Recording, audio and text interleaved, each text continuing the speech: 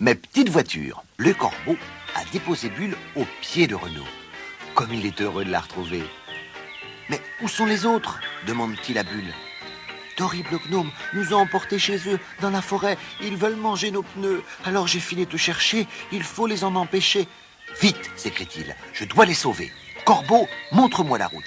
Renaud prend Bulle sous son bras et suit en courant le corbeau dans la forêt.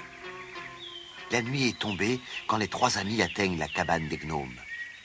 Ils collent leur nez à la fenêtre.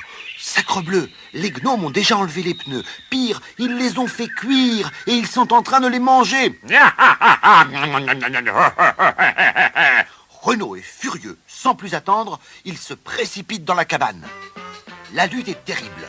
Renaud se bat à coups de poing, à coups de pied, et les gnomes le mordent, le griffent, le giflent, lui tirent les cheveux. La cabane ne résiste pas au choc. Bing! Les murs volent. Bang! Les tuyaux dégringolent. Et leurs débris viennent assommer les trois ennemis.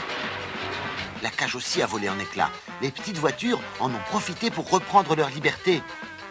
Mais Renaud est par terre, inanimé. Comment l'aider? Nous devons le ramener à la maison, déclare Minnie. Mais comment?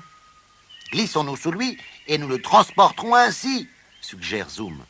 À nous toutes, nous devrions y arriver. Bonne idée, approuvent les autres.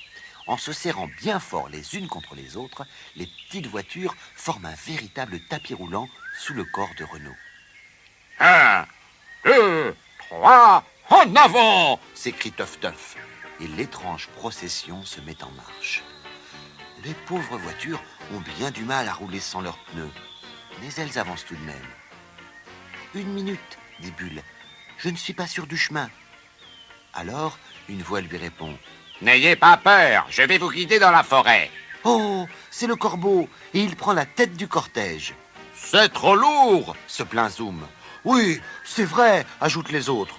Cessez de pleurnicher et avancez, Gronde Papoum. Imaginez si les gnomes se réveillaient. De frousse, les voitures reprennent leur course. Hélas, le jardin est encore loin.